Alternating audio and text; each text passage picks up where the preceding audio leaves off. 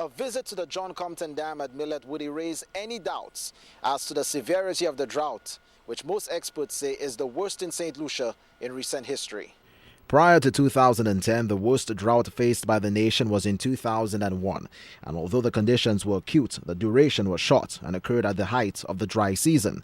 This current dry spell began during the wet season and has been severe and protracted. We were already at 13 feet below the spillway. That doesn't happen before March, April. So it gives you an idea as to where we are in terms of time. So we need to manage that very, very, very carefully. WASCO General Manager John Joseph says overall St. Lucians have responded positively to the message of conservation. And while the authorities have many options on the table, he says talks of the importation of water, while feasible, is premature.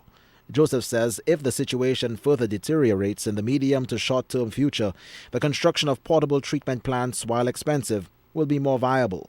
To take water out from the lower reaches of rivers where there's still some volume.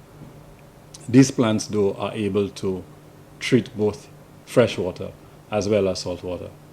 And so in the event we run out of supply completely, we have access to treating seawater, which is in the most extreme condition. Some have complained the rationing of the water supply has been disproportionate. Joseph denies the distribution process is done arbitrarily and explains the system is under tremendous strain. It is not possible within our network to manage small segments of an area. So when we take the north out, the entire north coast, we really would not be able to discriminate and take out everything else around Grosley and keep Grosley. So it's not possible for us on the network. The reality of the drought is grim. The spillway of the John Compton Dam, for example, usually overflowing with water, is bone dry.